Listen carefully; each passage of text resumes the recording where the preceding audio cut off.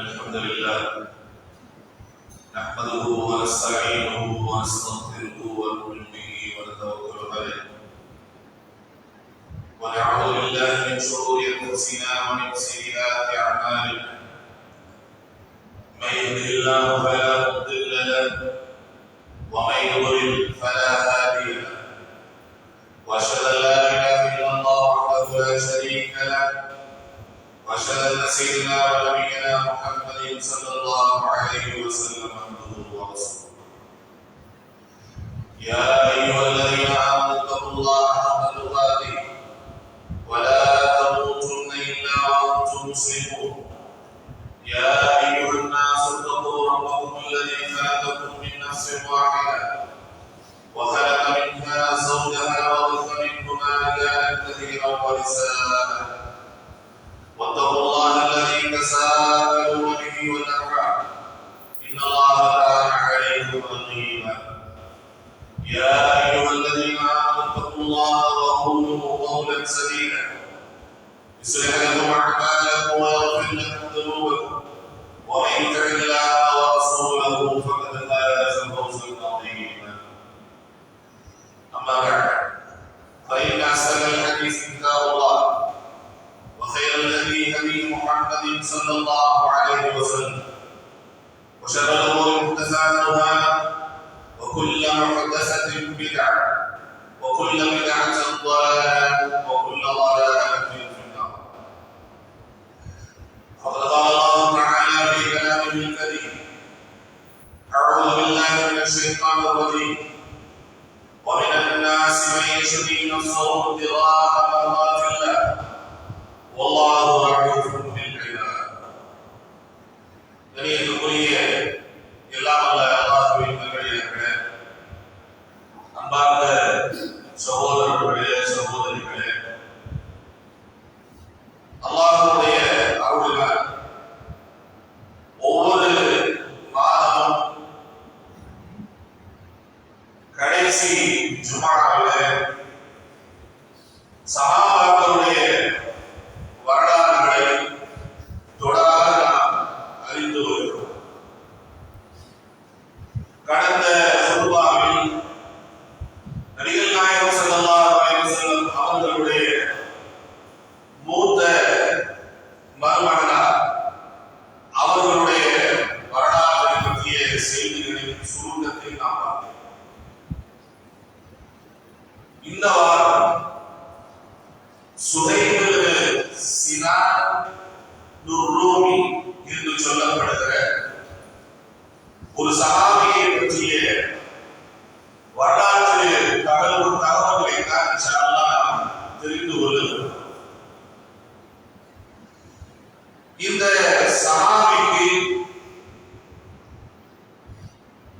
வரலாற்று ஆசிரியர் பெயர் குறிப்பிடுகின்ற போது அல்லாஹ்விடத்திலே வேதாந்தம் செய்தவர் என்பதாக குறிப்பிடுகிறார். அல்லாஹ்விடத்தில் என்ன அவர் வேதாந்தம் செய்து கொண்டார், இஸ்லாத்திலே அவருக்கு என்ன முக்கியத்துவம் இருக்கிறது என்பது பற்றிய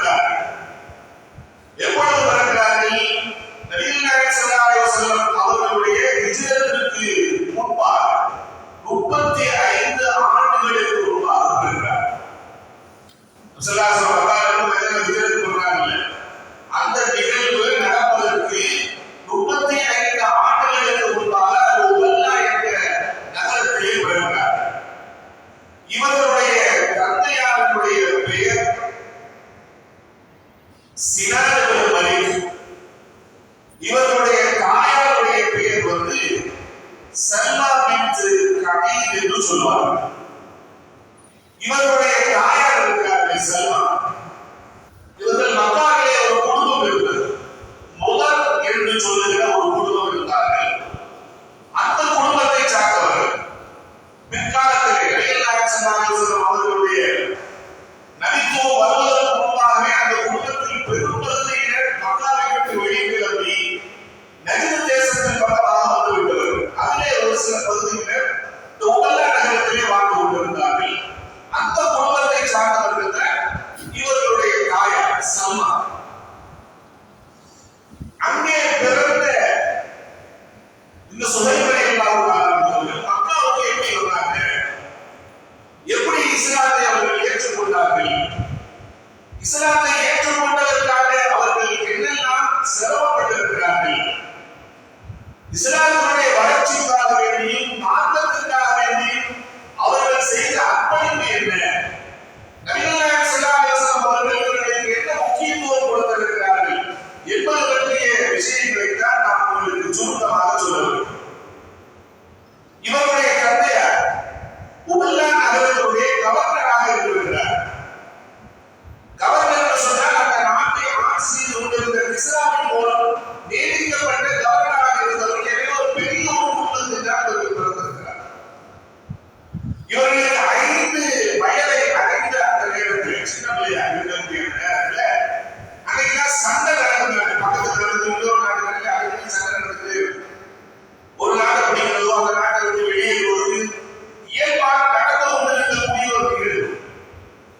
அந்த மாதிரி ரோம பேரரசு என்று சொல்வார்கள், சிரியாவை சுற்றி இருக்கக்கூடிய பகுதி. அவர்கள் வந்து என்ன செய்யறாங்கன்னா இந்த பசரா நகரத்தின் பக்கம் தாக்குதல் நடத்துகிறார்கள். தாக்குதல் நடத்தி அங்கிருந்த நூற்றுக்கணக்கான பேரை சிறை கைதிகளாக பிடித்து செல்கிறார்கள். அவ்வாறு சிறை கைதிகளாக பிடித்து செல்லப்பட்டவர்களில் 5 வயதில் இருந்த சுஹைபுல்லாஹு அவர்களுக்கு பிடித்து செல்லப்பட்ட அவர்கள் சிரியாவுடைய அடிமை சந்தையிலே அடிமையாக விற்கப்படுகிறார்கள். சிறு குழந்தையிலேயே அடிமையாக விற்கப்பட்டவருடைய நிலைமை என்னவாக இருக்கும் என்று நாம் யோசித்து பார்க்க வேண்டும். ஒருவருக்கு ஒருவராக கை மாறுகிறார்கள், அடிமையாக விற்கப்பட்டுக் கொண்டே இருக்கிறார்கள். இவர்களுக்கு 20 வயதை அடைந்த போது மக்காவில் இருந்து கிளப் என்று சொல்லக்கூடிய ஒரு குடும்பத்தை சார்ந்த ஒருவர், அவர் முஸ்லிம் தான், சிரியாவில் வந்து அடிமைகளை வாங்குவதற்காக வருகிறார். அப்ப இவங்களுடைய வயது சுஹைபுல்லாஹுடைய வயது 20. இவர் சுஹைபுல்லாஹு அவர்களை வாங்கிக் கொள்கிறார், அடிமையாக வாங்கிக் கொள்கிறார். வாங்கிக் கொண்டு மக்காவுக்கு திரும்புகிறார். மக்காவுக்கு திரும்பி அவருக்கு ஒரு நிர்பந்தம் ஏற்படுகிறது, பண தேவை ஏற்படுகிறது. அந்த பண தேவை ஏற்பட்டதினால் இவர் அப்படிங்கிற முடிவுக்கு வருகிறார். அங்கே அப்துல்லா இப்னு ஜனான் என்று சொல்லப்படுகிற ஒரு மிகப்பெரிய வேதாளி, மிகப்பெரிய பணக்காரர், நல்ல உள்ளம் கொண்டவர், ஹஜ்ஜுக்கு வரக்கூடியவர்களுக்கெல்லாம் உணவளித்து பழக்கப்பட்டவர், வீட்டுக்கு வரக்கூடியவர்களுக்கு இல்லை என்று சொல்லாமல் வாரி வாரி வழங்குகிற ஒரு சிறந்த உள்ளம் படைத்த ஒருவர் தான் அப்துல்லா இப்னு ஜனான் என்று சொல்லப்படக்கூடிய ஒரு மிகப்பெரிய வேதாளி. நபிகள் நாயகம் ஸல்லல்லாஹு அலைஹி வஸல்லம் வரலாற்றை எடுத்தார்கள். அபூபக்கர், உமர், உஸ்மான் ரலியல்லாஹு அன்ஹு, இந்த 4 பேர்களுடைய வரலாறுகளை நாம் எடுத்துக்கொண்டாலும் அவருடைய மக்கா வாழ்க்கையை பற்றி வரக்கூடிய செய்திகள்ல இந்த அப்துல்லா இப்னு ஜனான் இடம்பெறுவார். இது முஸ்லிம் இல்ல, இது நபித்துவத்துக்கு முன்னாடி நடக்குது. அவர்கள் நிறுத்தப்படுகிறார். அப்துல்லா இப்னு ஜனான் இதை பற்றி ரசூலுல்லாஹி ஸல்லல்லாஹு அலைஹி வஸல்லம் பின்னால் காலத்தில் சொல்லியிருக்கிறார். நாம் கேள்விப்பட்டிருப்போம், ரசூலுல்லாஹி ஸல்லல்லாஹு அலைஹி வஸல்லம் அவர்கள் ஹில்ஃபுல் ஃபுதூல் அப்படிங்கிற ஒரு இயக்கத்துல சேர்ந்திருந்தாங்க. சின்ன வயசுல 20 வயசுல 25 வயசுல சேர்ந்து சமுதாய பணி ஆற்றினார்கள் என்பதை நாம் கேள்விப்பட்டிருப்போம். அது உண்மையிலேயே ஹில்ஃபுல் ஃபுதூல் அல்ல, ஹலஃபுல் ஃபுதூல் அப்படின்னு அறிவிக்கிறோம். அப்படி அந்த இயக்கத்தை கட்டமைத்தவர் அப்துல்லா இப்னு ஜனான். அந்த இயக்கத்துடைய வேலை செய்வார். ரசூலுல்லாஹ் சொன்னாங்க, அப்துல்லா இப்னு ஜஹா ஹாஜிகளுக்கு கொடுக்கிற, ஏழைகளுக்கு கொடுக்கிற அந்த பால் ஜட்டிகளை நான் சின்ன வயதிலே வாங்கி நான் உண்டிருக்கிறேன், பசியாக இருக்கிறேன் என்று உமர் ஸல்லல்லாஹு அலைஹி வஸல்லம் சொல்லியிருக்கிறார். அந்த அப்துல்லா இப்னு ஜஹா ஸல்லல்லாஹு அவர்கள் விற்கப்படுகிறார்கள். அவருடைய மரணத்தை பார்த்து ஸல்லல்லாஹு அவர்கள் சொல்கிறார்கள், நான் அடிமையாக ஆக்கப்பட்டிருக்கிறேன். என்னுடைய தந்தை என்னுடைய விஷயம் எல்லாம் அவர்கள் பின்னாடி சிறியாக இருக்கிறவரை தெரிந்து வருகிறது. நாம் அடிமையாக ஆக்கப்பட்டிருக்கிறோம் என்று அவர்களுக்கு தெரிந்து வருகிறது. இந்த செய்தியை அவர்கள் சொல்றார், நான் அடிமையாக விருப்பப்படல, நான் ஒரு சிறந்த குடும்பத்தை சார்ந்தவன், நான் அடிமையாக ஆக்கப்பட்டிருக்கிறேன் என்று தன்னுடைய நிலைமையை சொல்பவர்களே அப்துல்லா இப்னு ஜஹா அவர்கள், நான் உன்னை ஊருக்கு விட்டு விடுகிறேன், ஆனால் ஒரு நிபந்தனை, என்னுடைய வியாபாரத்தை கவனிக்கிறேன். அந்த வியாபாரத்தை அடிமையாக அல்ல, என்னுடைய பார்ட்னராக இருந்து கவனிக்கிறேன். உனக்கு அதில் வருகிற காலத்திலிருந்து ஒரு பகுதியை உனக்கு நான் கொடுக்கிறேன் என்ற ஒரு ஷரத்தோடு, அதாவது இவர்களுக்கு ஹலீம் அப்துல்லா இப்னு ஜஹா என்று சொல்வாங்க. அப்துல்லா இப்னு ஜஹாவிடத்திலே உடன்படிக்கை செய்து கொண்டவர் என்ற பெயர் இருக்கிறது. அப்ப அந்த அடிப்படையில் இவர்கள் வேலை செய்கிறார்கள். இவர்களுக்கு பணமும் கிடைக்கிறது. கொஞ்சம் கொஞ்சமா என்ன செய்யறாங்கன்னா அந்த செட்டில் ஆகிறார்கள். இந்த நேரத்தில் தான் நபிகள் நாயகம் ஸல்லல்லாஹு அலைஹி வஸல்லம் அவர்களுக்கு நபித்துவம் கிடைக்கிறது. இவர்கள் ஸல்லல்லாஹு அலைஹி வஸல்லம் அவர்களிடத்தில் நபித்துவம் கிடைக்கிறதுக்கு முன்னாடியே தோழமையாக இருக்கிறது. ரொம்ப நெருக்கமாக அவரிடத்தில் பேசி தோழமையாக இருக்கிறார். இந்த நபித்துவத்திற்கு பின்பாக இந்த செய்தியை அவர்கள் சொல்ல ஆரம்பித்த உடனே ஆரம்பத்தில் இஸ்லாத்தை ஏற்றவர்கள் இவர்களுக்கு ஒரு ஸல்லல்லாஹு அவர்கள் ஸையத் ரசூலுல்லாஹி அவர்களை வீட்டில் வைத்து மறைமுகமாக இஸ்லாத்தை சொல்ல அந்த காலகட்டத்திலேயே மறைந்து சென்று செய்யறாங்கன்னா ஒரு நாள் இரவு அவங்க வீட்டுக்கு முன்னாடி போறாங்க. இவங்க உள்ள நுழைய போற அதே நேரத்தில் அம்மார் அவர்கள் வருகிறார். உங்களை பார்த்து கேட்கிறார், இதுக்காக நீ வந்தீங்க? நான் முகமதை பார்க்கறாங்க. நீ எது வந்தீங்கன்னா அவரை பார்க்கறாங்க. சத்தம் இல்லாம உள்ள போயிடுவோம் அப்படின்னு உள்ள போய் ஸல்லல்லாஹு அலைஹி வஸல்லம் அவர்களை சந்தித்து ரெண்டு பேரும் ஒரே நேரத்தில் இஸ்லாத்தை ஏற்றுக்கொள்கிறார். இஸ்லாத்தை ஏற்ற ஆண்களில் 30வது ஆணாக ஸல்லல்லாஹு அவர்களுடைய வரலாறு இருக்கிறது. இஸ்லாத்தை ஏற்றதற்கு பின்பாக அவர்களுக்கு கடுமையான துன்பமாக வரலாறு பதிவு செய்யப்படும். இஸ்லாத்தை வெளிப்படையாக முதல் முறையாக சொன்னவர்கள் 7 பேர் வெளிப்படையாக இஸ்லாத்தை வெளிப்படுத்தினார். அது நிறைய பேர் இருந்தார்.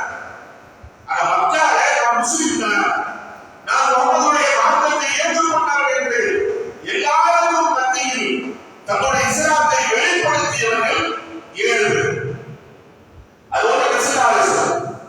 இரண்டாவது அபூ ஸுஃபியான் அவர்கள், அடுத்ததாக சுஹைல் அவர்கள், பிலால் அவர்கள், சப்பாத் அவர்கள், அம்மார் இப்னு யாசிர், சுஹைல் அவர்கள், இந்த 7 பேர் தான் தன்னுடைய இஸ்லாத்தை வெளிப்படுத்துகிறார்கள். இதுல முஹம்மது ஸல்லல்லாஹு அலைஹி வஸல்லம் சேரும். ஏன்னா ஒரு பெரிய குடும்பத்தை சார்ந்தவர்கள், அவர்களுக்கு ஒரு பெரும் குடும்பம் இருக்கிறது. அவர்களை யாரும் வெல்ல முடியாது.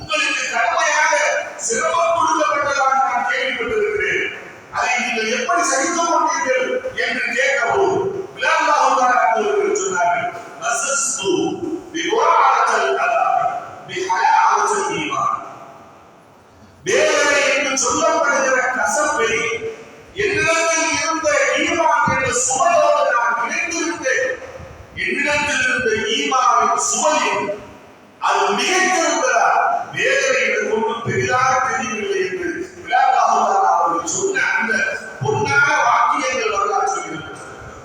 கபார் உள்ளாக அவர்கள் சிரமப்படுத்தப்பட்டார்கள். எப்படி நெருப்பை மூட்டி கண்ட வச்சாரு மேலப்படுத்துவோம். பின்னால் காலத்தில் உமர்லாஹுதான அவர்கள் ஒரு சந்தர்ப்பத்தில் கபாருல்லாஹுதான அவர்களுடைய முதுகை பார்த்துவிட்டு அவர்கள் முகத்தை மூடிக்கொண்டிருக்கிறார். இப்படியெல்லாம் அவருடைய அவ்வளவு அழகோலமான நெருப்பில் பட்டு கண்ணில் பட்டதுனால் அவ்வளவு பார்ப்பதற்கு கூட அந்த காயம் ஆகியதற்கு பின்பாக பார்ப்பதற்கு கூட அவர்கள் அதே போலதான் சுயதுல்லாஹுதான அவர்கள் இன்னும் அதிகமாக சிரமப்படுத்தப்பட்டார். காரணம் என்னன்னா இவங்களை அடிச்சா கேட்கிறது நாதி. சொந்தம் சொல்கிறது யாரும் கிடையாது. யாரும் அவர்களை சுற்றி இல்லை. எங்கோ பிறந்தவர்கள், எங்கோ வளர்ந்தவர்கள், இந்த மக்களுக்கு அடிமையாக கொண்டு வரப்பட்டவர்கள். எனவே இவர்களை கேட்பதற்கு யாரும் இல்லை. எனவே திறமையாக கொண்டு கொடுக்கப்படுகிறார்கள். எந்த அளவுக்கு சொன்னார் அப்துல்லா பின் மஸ்ஊத் சொல்லியிருக்காங்க. இந்த செய்தியை தன்னுடைய தஃசீரிலே பதிவு செய்கிறார். அதே போல அப்துல்லா பின் மஸ்ஊத் அவர்கள் இந்த செய்தியை சொல்லி காட்டுகிறார்கள். அடித்த அடி ஒரு சில நேரங்களில் மயக்கமுற்று விழுந்து விடுவார்கள். அவர்கள் பைத்தியமாகிவிட்டார்களோ என்று நினைக்கின்ற அளவுக்கு அந்த அடியில அந்த துன்பத்துல புலம்பிக் கொண்டிருப்பார்கள். ஒரு சிலர் அவ்வளவு கடுமையாக துன்பப்படுத்தப்பட்டிருக்கிறார். இது ஒரு வருஷம் 2 வருஷம் அல்ல, நீடிஸ் இதுவரையும் அவர்கள் மக்காவிலிருந்து மதீனாவுக்கு ஹிஜ்ரத் செய்கின்ற அந்த காலம் வரைக்கும் நீடித்தது. ஒரு நாள் 2 நாள் முடிவதா இல்ல, நினைக்கிறவங்க அடிச்சாங்க. வாய்ப்பு கிடைக்கின்ற போதெல்லாம் அடித்தார்கள். இத்தனைக்கும் அப்துல்லா என்ற ஜனாதிபதியே ஒரு மிகப்பெரிய ஒரு அந்தஸ்து இருக்கிறார் என்று தெரிந்தும் கூட போராட்டத்தை அடிக்கிறது. இந்த மாதிரியான நிலைமை இருந்தது. உமர்லாஹுதான அவர்களுடைய இஸ்லாத்துக்கெல்லாம் முந்தியவர்கள் சுயதுல்லாஹுதான மக்காவிலிருந்து மதீனாவுக்கு ஹிஜ்ரத் செய்து விடுகிறார். அவர்களோடு ஆசைப்பட்டார்கள். நபியோடு சேர்ந்து எப்படி நாம் போயிடுவோம் இடத்தை விட்டு. அதற்கு முன்னாக ஒவ்வொரு சகாபாக்களும் வெளியே விடுகிறார்கள். ஸல்லல்லாஹு அலைஹி வஸல்லம் அவர்கள் மக்காவிலிருந்து மதீனாவுக்கு ஹிஜ்ரத் செய்வதற்கு பின்னாடி அங்கே இருந்தவர்கள் விரல் விட்டு எண்ணக்கூடியவர்கள் கூட கொஞ்சம் மாற்றம் வச்சு போயிருக்கிறார். சுயதுல்லாஹுதான கிட்டத்தட்ட 5 முறைகள் முயற்சி செய்கிறார். ஒவ்வொரு முறையும் அவர்கள் தப்பிக்கின்ற பொழுதெல்லாம், மக்காவிற்கு வெளியே செல்கின்ற பொழுதெல்லாம் முயற்சிகளை யாராவது பிடிச்சு கொண்டு ஒரு கூட்ட முறையில் என்ன செய்ய பிடிச்சு கொண்டு வந்துடும். இப்படியாப்பட்ட நிலைமைகள் தான் சுயதுல்லாஹுதான அவர்களுடைய காலத்தில் இருந்தார். கடைசியில் மக்கால பார்த்தா இஸ்லாத்தை ஏற்றுக்கொண்டவர்கள் அல்லாஹுதான அவர்களும் சுயதுல்லாஹுதான அவர்களும் 2 பேர் மட்டும் கேட்க யாரும் இல்லை. இந்த நிலைமையில் தான் எப்படி ஏன் நாம் என்ன செய்யணும், இடத்துல வெளிக்கிழமை போய்விடணும், ஈவாயை பாதுகாத்து நபியுடைய சுமத்தோடு இருக்க வேண்டும். என்னை நான் முஸ்லிம் என்று சொல்லி போட்டு இஸ்லாத்தினுடைய எல்லா விஷயங்களையும் முழுமையாக பின்பற்றக்கூடிய ஒரு சூழல், ஒரு சுதந்திரமான சூழலில் போய் இருந்து கொள்ள வேண்டும் என்று ஆசைப்பட்ட சுயதுல்லாஹுதான அவர்கள் ஒரு நாள் இரவு நிறைய அம்புகளை எடுத்துக் கொண்டார், வில்லையும் எடுத்துக் கொண்டார். ஊரை விட்டு வெளிக்கிழமை ஒரு குட்டி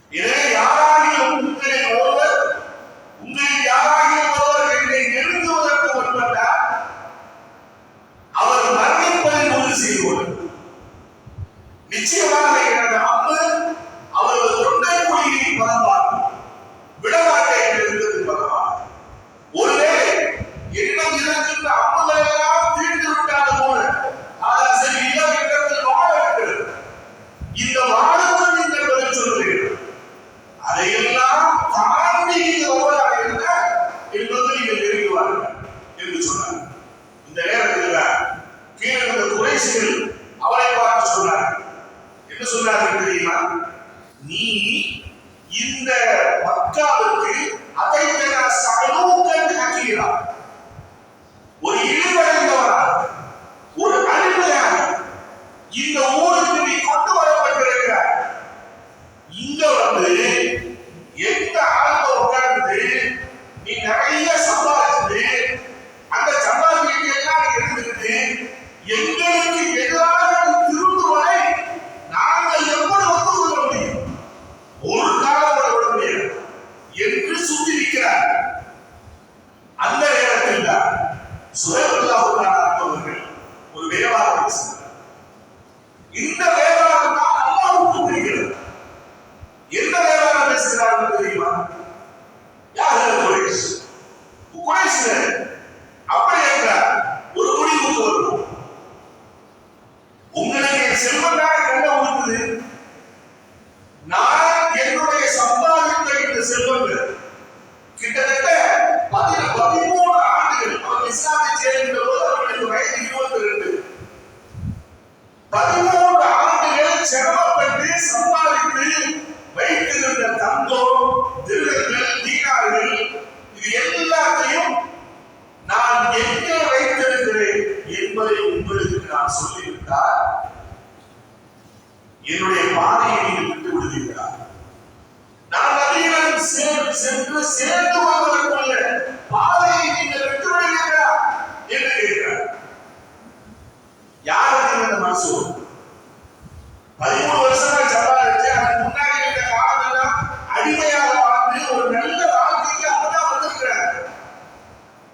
அப்போ இது சம்பாதித்த அத்தனை செல்வத்தையும் கொடுத்து கொள்றேன், ஆனால் என்னை முஸ்லிமாக மதியாவுக்கு செல்லுங்கள் என்பதாக அவர்கள் கேட்ட உடனே அப்படியா சரி நாங்கள் விட்டு விடுவோம் என்று சொன்ன உடனே அவர்கள் சம்பாதித்த அந்த செல்வங்களை புறப்படுவதற்கு முன்பாக தம்முடைய வீட்டில் ஒரு சில இடங்களில் குழியை தோண்டி தோண்டி எடுத்திருந்தாங்க, பொறுத்து வச்சிருந்தாங்க. சொல்றாங்க, இந்த வீட்டுக்குள் நுழைந்தா இந்த கதவு கடிகளே இவ்வளவு இருக்கும், இந்த இடத்திலே இவ்வளவு இருக்கும், இதையெல்லாம் நீங்கள் தோண்டி நீங்கள் எடுத்துக் கொள்ளலாம் என்று சொன்ன உடனே அதை உறுதிப்படுத்துவதற்காக ஒரு ஆள் அனுப்புறாங்க. அனுப்பி ஒரு இடத்துல தோண்ட சொல்றாங்க. அவர் சொன்ன அமௌண்ட் அங்க இருக்கு. உடனே அவர் சொல்ல சரியாக இருக்குது என்று சொன்ன உடனே வழியை விடுகிறார்கள். அங்கே அவர்கள் காத்துக் கொண்டிருக்கிறார்கள். 2 பேரும் சேர்ந்து மதீனாவுக்கு ஹிஜ்ரத் செய்கிறார்கள். இவர்கள் வருகையை எதிர்பார்த்து நபிகள் நாயகம் ஸல்லல்லாஹு அலைஹி வஸல்லம் அவர்கள் மஸ்ஜிதுல் குபாவை அவர்கள் உள்ளே நுழைந்த உடனே கட்டிய முதல் மஸ்ஜித் மஸ்ஜிதுல் குபா. அந்த மஸ்ஜிதுல் குபாவிலே தான் ஸல்லல்லாஹு அலைஹி வஸல்லம் உட்கார்ந்திருந்தார்கள். எதற்காக? அல்லாஹ் வந்துவிடும், சுமைந்து வந்துவிடும் என்பதற்காக அங்க மஸ்ஜிதுல் குபாவிலே ஸல்லல்லாஹு அலைஹி வஸல்லம் இருக்கிறார்கள். இவர்கள் வந்து சேர்ந்த உடனே ஸல்லல்லாஹு அலைஹி வஸல்லம் அவர்கள் சுஹைபுல்லாஹ் அவர்களை பார்த்து சொன்னார்கள்,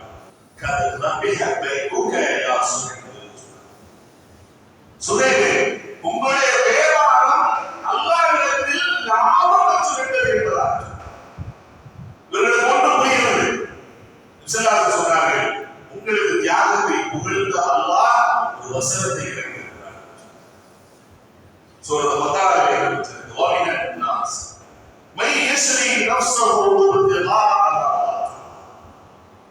மனிதர்களில் ஒரு சிலர் இருக்கிறார், தங்களிடம் இருக்கும் அத்துணை சொத்துக்களை விட்டுவிட்டு விற்றுவிட்டு அல்லாஹ்வுடைய திருப்பொருத்தத்திற்காக தன்னுடைய ஆத்மாவை வாங்கியவர்கள் இருக்கிறார்கள்.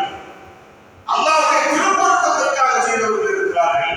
இப்பேற்பட்ட அடியார்கள் மீது அல்லாஹ் இரக்கமுள்ளவராக இருக்கிறார் என்று அல்லாஹ் உங்களை புகழ்ந்து வசனங்களை கேட்கிறார்கள் என்று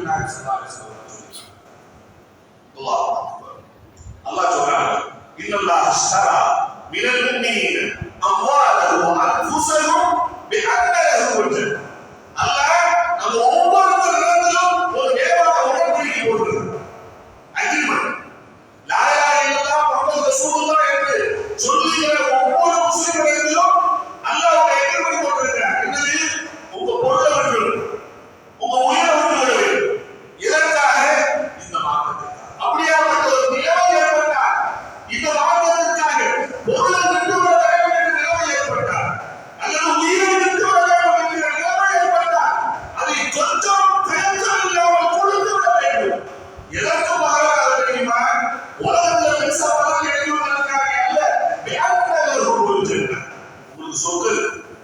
இந்த கொடுக்கிற வியாபாரத்தினுடைய வெற்றி தெரியுமா, லாபம் தெரியுமா, சொற்கள் உங்களுக்கு இருக்கிறது. அல்லாஹ் உங்களுக்கு வாக்கு கொடுத்திருக்கிறார், உங்களோட அல்லாஹ் ஒரு எதிர்ப்பு கொடுத்திருக்கிறார் என்று அல்லாஹ் சொல்கிறாரே, அதை நியமித்தவர்கள் சொல்லிவிடுவார்கள். மக்காவிலிருந்து மதீனாவுக்கு வந்ததற்கு பின்பாக அவர்களது நிலைமை எப்படி இருந்தது தெரியுமா? அல்லாஹ் அக்பர். அவர்களே சொல்லி காட்டுகிறார், லம் யஸ்ஹல் ரசூலுல்லாஹி ஸல்லல்லாஹு அலைஹி வஸல்லம் மஸ்ஹதில் இல்லா குன்துஹா. நபி ஸல்லல்லாஹு அலைஹி வஸல்லம் எந்த ஒரு இடத்திற்கு சென்றாலும் அவர்களோடு நான் இல்லாமல் இருந்தேன். எந்த இடத்துக்கு போறாங்க, நபியின் நிழல் போலவே அவர்களை நான் தொடர்ந்து இருக்கிறேன். வலம் யுவாயு பைனல் தத் இல்லா குன்துஹா. நபி ஸல்லல்லாஹு அலைஹி வஸல்லம் அவர்கள் பையத் செஞ்சிருக்காங்க.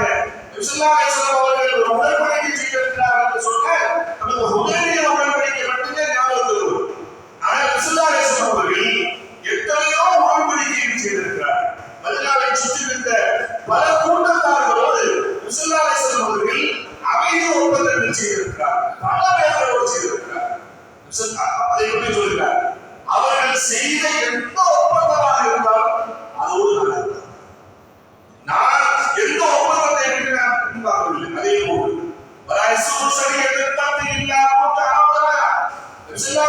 ஒரு சின்ன படையை மதீனாவுடைய பாதுகாப்பிற்காக, இஸ்லாத்துடைய பாதுகாப்பிற்காக ஒரு சின்ன படையை அனுப்பினாலும் அந்த படையை நாம் ஒவ்வொருவராக இருக்கலாம். அதேபோல்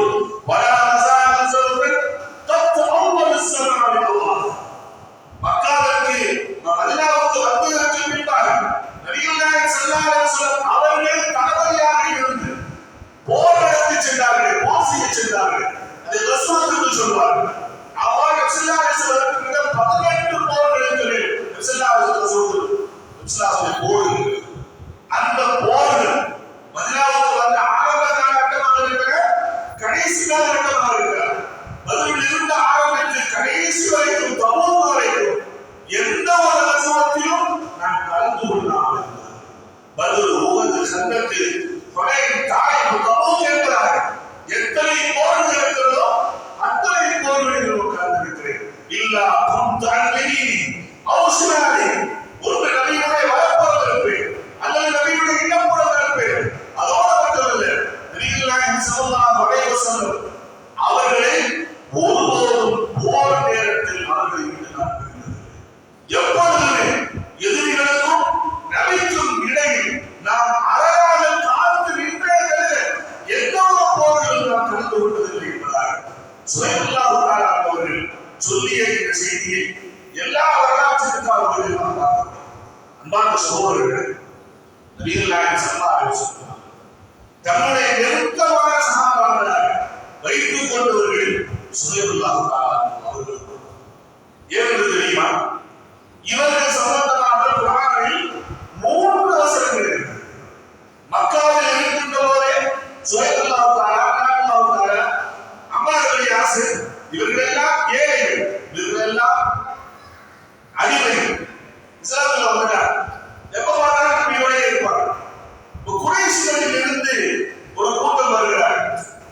நாங்களும் இஸ்லாத்துல வரணும் தான் நினைக்கிறோம், எவ்வளவு சுத்தி பார்த்த அடிமைகளும் ஏழைகளும் தான் இருக்கிறார். இவங்கெல்லாம் வந்து வந்தவங்க எப்படி ஸ்டேட்டஸ் இருக்காங்க, என்னுடைய தரத்துக்கு நான் இவ்வளவு கை ஒதுக்க முடியுமா? அதனால இவங்க அடிச்சு வந்து நான் உள்ளது என்று நபியிடத்தில் பேசுவதற்காக வந்தார். அந்த நேரத்தில் அல்லாஹ் சுப்ஹானஹு வ தஆலா சூரத் அராஃப் கிட்டத்தட்ட 8 வசனங்களை அல்லாஹ் சுப்ஹானஹு வ தஆலா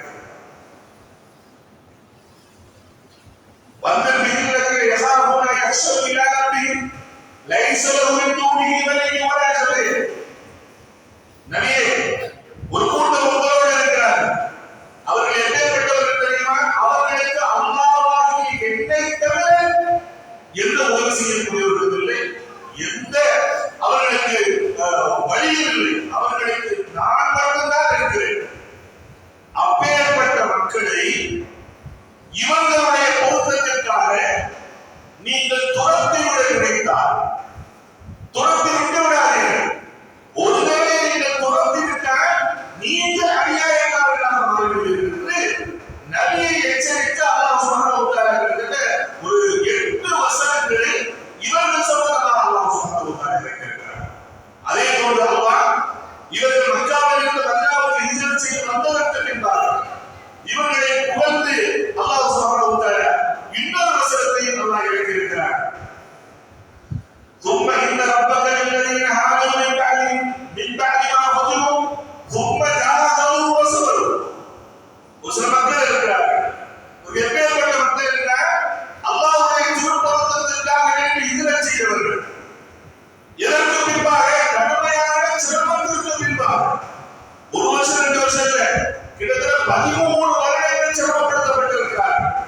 அந்த சிரமத்திற்கு பின்பாக ஹிஜ்ரத் செய்து சரி அப்பா நீங்க வந்தாங்க இங்கேயாவது ஒரு ரெஸ்ட் எடுப்போம்னு நினைக்கிறேன். வந்ததுக்கு பின்னாடி உங்களோட சேர்ந்தவர்கள் மோசுகிறார்கள், அதனால் ஏற்படுகிற துன்பத்தை பொறுத்து கொள்கிறார்கள்.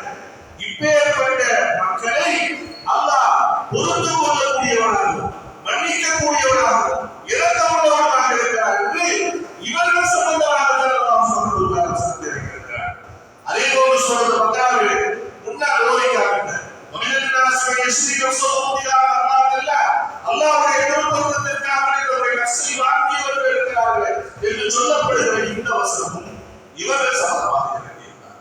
எனவே நபிகள் நாயகம் ஸல்லல்லாஹு அலைஹி வஸல்லம் அவர்கள் எப்பொழுதும் தனக்கு நெருக்கமானவர்களாக இவர்களை வைத்திருக்கிறார்கள். இதோடு மட்டுமல்ல, ஸல்லல்லாஹு அலைஹி வஸல்லம் அவர்கள் இவர்களை புகழ்ந்து கூட சில செய்திகளை சொல்லியிருக்கிறார்கள். அசுப்பா கூறுகிறார்கள், தளபதிகள் 4 பேர் இருக்கிறார் என்று சொல்லிவிட்டு அரபுகளுடைய தளபதி நான் என்று சொல்லிவிட்டு அடுத்து சொன்னார்கள். ஒரு சுகை சாதகம் ரோமர்களுடைய தளபதி சுகை என்றாக சொன்னார்கள். அபிசீனியா மக்களுடைய தளபதியாக பிலால் இருக்கிறார். பாரசீகருடைய தளபதியாக சல்மான் இருக்கிறார் என்பதாக நபிகள் நாயகம் ஸல்லல்லாஹு அலைஹி வஸல்லம் சொல்லியிருக்கிறார்கள். இன்னொரு ஒரு செய்தி ஸல்லல்லாஹு அலைஹி வஸல்லம் சொன்னார்கள், மன் கான யுமினு பில்லாஹி வல் யௌமில் ஆகிர். உங்களில் யார் அல்லாஹ்வை மறுமையை நம்பக்கூடியவராக இருக்கிறாரோ வயுஹிப்பு சுஹைபன், இந்த சுஹைபை அவர் விருப்பப்படட்டும், பிரியம் கொள்ளட்டும். கமா ஹுப்பல் வாலிதி லிவலிஹா, ஒரு தாய் தன் குழந்தையை நேசிப்பதை போன்று இந்த சுஹைபை நீங்கள் நேசியுங்கள் என்பதாக நபிகள் நாயகம் ஸல்லல்லாஹு அலைஹி வஸல்லம் அவர்கள் சொல்லி காட்டியிருக்கக்கூடிய செய்திகளையும் ஆதாரபூர்வமான செய்திகளையும் நாம் பார்க்க முடிகிறது.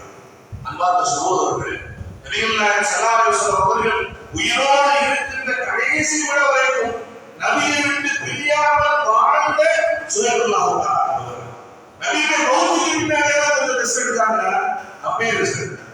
அதுக்கு பின்னாடி அபூபக்கர் சித்திக் அவர்களுடைய காலகட்டத்தில் நடந்த போர்கள் நடந்து கொண்டிருக்கிறார்கள். அதே போன்று உமர் அவருடைய ஆட்சி காலகட்டத்தில் நடந்த போர்களில் கலந்து கொண்டிருக்கிறார்கள். அல்லாஹ் அக்பர். உமர் குத்தப்பட்டதற்கு பின்பாக அவங்க உணர்கிறாங்க, இனிமே நம்ம ஆட்சி செய்ய முடியாது, மௌத்தாயிடுவோம் அப்படிங்கிற நிலைமையை அவர்கள் உணர்ந்தது உடனே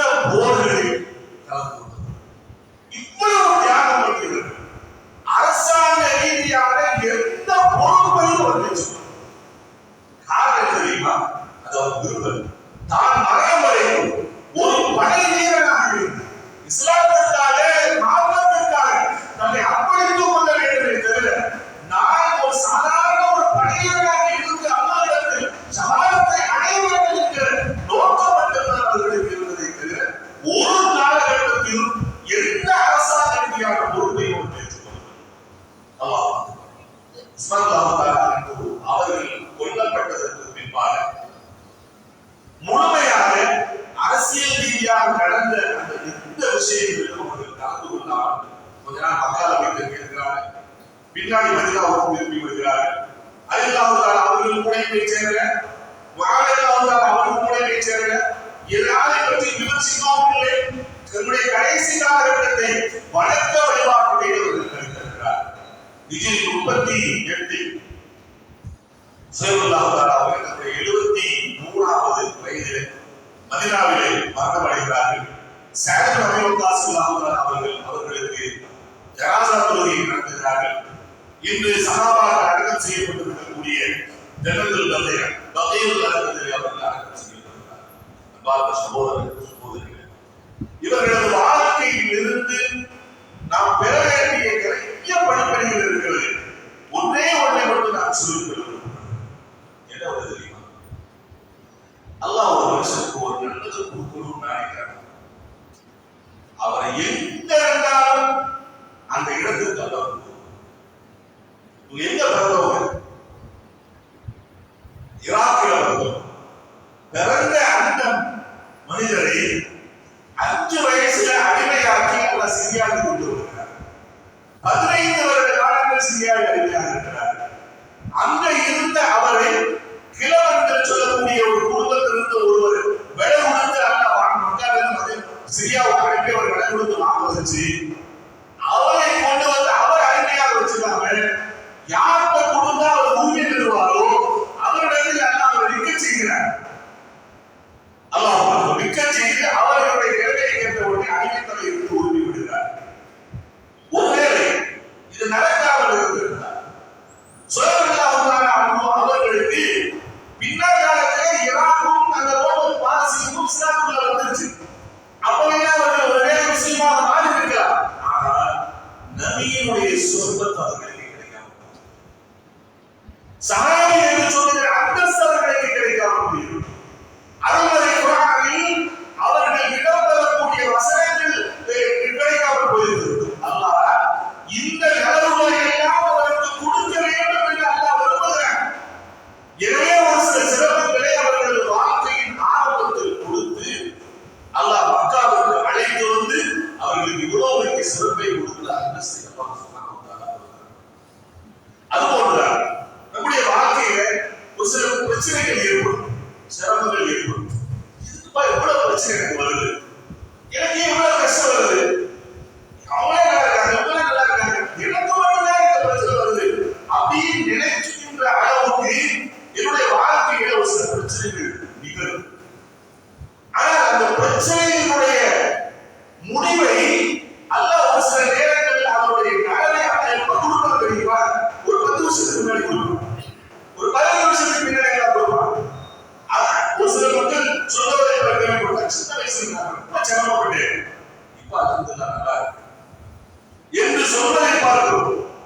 அன்பான சகோதரர்களே, நம்முடைய வாழ்நாள் என்ன சிரமங்கள் ஏற்பட்டால் அல்லாஹ் அதை கொண்டு எனக்கு நலனை தருவான் என்ற நம்பிக்கையோடு நாம் இருந்தால் அதை பொறுமையாக ஏற்றுக்கொண்டார். எவ்வாறு சொல்லுடைய வாழ்க்கையில அல்லாஹ் அந்த நலவையும் அந்த அந்தஸ்தையும் அல்லாஹ் கொடுத்தார். அதை போன்று ஒரு நிலைமையை அல்லாஹ் நமக்கு தருவார். அவர்களுடைய வாழ்க்கையில் கிடைக்கப்படுகிற இன்னொரு முக்கியமான விஷயம், அல்லாஹ் அவரது மார்க்கத்திற்காக சம்பாதித்த சொத்துக்களை இழக்க நேரிட்டால் அதை நாம் சந்தோஷமாக இழப்பதற்கு நாம் துணிய வேண்டும் என்கிற அந்த மிக முக்கியமான பாடத்தை ஸல்லல்லாஹு வரலாறு சொல்லி காட்டுகிறது. அல்லாஹ் சுப்ஹானஹு வ தஆலா இது ஏதோ ஒரு வரலாற்று செய்தியாக மட்டும் கேட்டுவிட்டு நாம் கடந்து போய்விடாமல் இது போன்ற ஆயிரக்கணக்கான சஹாபாக்களுடைய தியாகத்தின் மூலமாக நமக்கு இஸ்லாம் வந்து சேர்ந்திருக்கிறது. இன்று நாம் முஸ்லிமா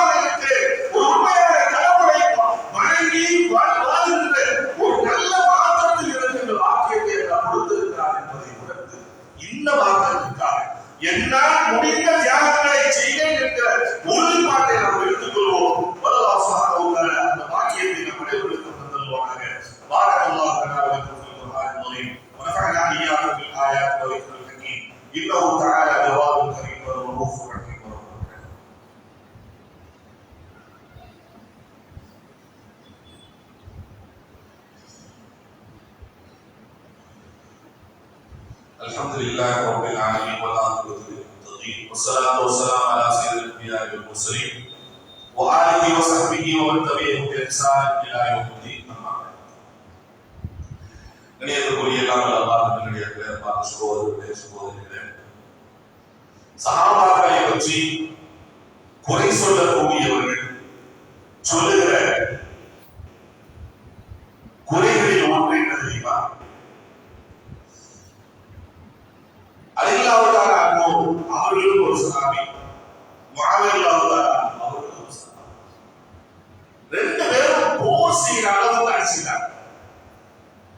ஒரு நேரத்தில் ஆயிஷா ரலியல்லாஹு அன்ஹா அவர்கள் அலில்லாஹுத்தால அவர்களை எதிர்த்து அவங்க ஒரு படையை திரட்டி வந்தாங்க. ஜமல்ல ஒரு யுத்தம் நடந்துச்சு. அதுல நிறைய இழப்புகள் இல்லாவிட்டாலும் சிப்பின் யுத்தத்துல மிகப்பெரிய இழப்புகள் ரெண்டு பக்கமும் ஏற்பட்டுச்சு. பாத்தீங்களா, இவங்களே அவரை பின்பற்றுறது. அப்ப இவங்க பின்பற்றுனா நாம அடிச்சுட்டு சாக வேண்டியதா? அப்ப இப்படி செய்யக்கூடியவர்களையெல்லாம் நாம் எப்படி முன்னுதாரணமாக முன்னோடிகளாக வைத்து செயல்படுவது என்ற இந்த வரலாற்று நிகழ்வை வைத்து விமர்சிக்கக்கூடியவர்கள் இன்றும் இருக்கிறார். சகோதரர்களை, இது சம்பந்தமான ஒரு விஷயத்தை இமாம் ஷாஃபி ரஹ்மத்துல்லாஹி அவர்களுக்கு கேட்கப்பட்டது. அலில்லாஹு அவர்களுக்கும் முஆவியா அவர்களுக்கு இடையில நடந்த இந்த பிரச்சனையை பற்றி நீங்க என்ன நினைக்கிறீங்க? உங்களுடைய கருத்து என்ன? அவர்கள் சொன்னார், அல்லாஹ் யாரை கொண்டு பொருந்தி கொண்டார் அவர் முடிச்சுட்டா விஷயம். என்ன முடிச்சுட்டா? நான் அவர்களை பொருந்தி கொண்டேன் என்று முடித்து விட்டார். நாளைக்கு மறுமையில போய் யார்கிட்ட போய் கேள்விகளுக்கு ஒப்படைக்கணும், யார்கிட்ட போய் நம்முடைய செயல்களுக்கான தீர்வுகளை கேட்க வேண்டும், யார் அல்லாஹ் இவர்கள் நல்லவர்கள் சொல்வது கெட்டவர்கள் என்பதாக முடிவு செய்ய போகிறார், யாரை அல்லாஹ் நீங்கள் நகரவாசி நீங்கள் சொர்க்கவாசி என்பதாக முடிவு செய்ய போகிறாரோ அந்த அல்லாஹ் முடிவு செய்து விட்டார் அவர்களை பொருந்தி கொண்டார். அதுல இருந்து அல்லாஹ் எதுவும் தப்பா சொல்லிட்டாங்க. இதெல்லாம் நடக்க போது அல்லாஹ்வுக்கு தெரியாது. இது இப்படிலாம் சண்டை போட்டுக்குவாங்க, இப்படிலாம் போர் நடக்கும் அப்படிங்கிறது அல்லாஹ்வுக்கு தெரியாது. தெரியாம அல்லாஹ் சொல்லிட்டான். அவன் பின்னாடி எல்லாம் வாபஸ் வாங்கிட்டு நிலைமை இருக்கா? அல்லாஹ்வுக்கு எல்லாம் தெரியும். எல்லாம் தெரிந்த ரப்பல் ஆலமீன் முடிவு செய்து அல்லாஹ் அந்த நிகழ்வெல்லாம் நடக்கிறதுக்கு முன்னாடி சொல்லிட்டார். அவர்களை கொண்டு நான் பொருந்தி கொண்டேன், அவர்கள் என்னை பொருந்தி கொண்டார்கள், அவர்களுக்கு நான் சொந்தத்தை தயார் செய்து வைத்திருக்கிறேன் அல்லாஹ் சொல்லிவிட்டார். அப்படி அல்லாஹ் சொல்லிவிட்ட அந்த விஷயத்தில் நான் எந்த கருத்தை சொல்வதற்கு தகுதியது என்பதாக சொல்லி ஒதுங்கி இருக்கக்கூடிய வரலாற்று நிகழ்வுகளை நாம் பார்க்கிறோம். இதை போலதான் சொல்லியிருக்கிறார், சஹாபாக்களுடைய இரத்தத்திலே என் நாவை நான் சுழற்றுவதை விட்டும் நான் அல்லாஹ்விடத்தில் பாதுகாப்பு பெறுகிறேன் என்பதாக அவர்கள் சொல்லியிருக்கிறார். வரலாற்று ஆசிரியர்களுக்கு பெரும்பாலும் எல்லோரும் எப்படித்தான் சொல்லி காமித்திருக்கிறார். அன்பார்ந்த சகோதரிகள், இதேபோல் இந்த நிகழ்வுகளில் இருந்து படிப்பினை பெற வேண்டுமே தவிர சஹாபாக்களை பழிக்க கூடாது. அப்படி நான் பழிக்கக்கூடியவனாக மாறினால் என்ன நடக்கும் தெரியுமா? இஸ்லாமுடைய அடிப்படைகளின் மீது எனக்கு சந்தேகம் ஏற்படுகிற ஒரு சூழல் ஏற்படும். அல்லாஹ் சுப்ஹானஹு வ தஆலா அந்த நிலையை விட்டு மனநிலையை விட்டு அல்லாஹ் நம்மை பாதுகாக்கிறார். அல்லாஹ்வும் ரசூலும் யார்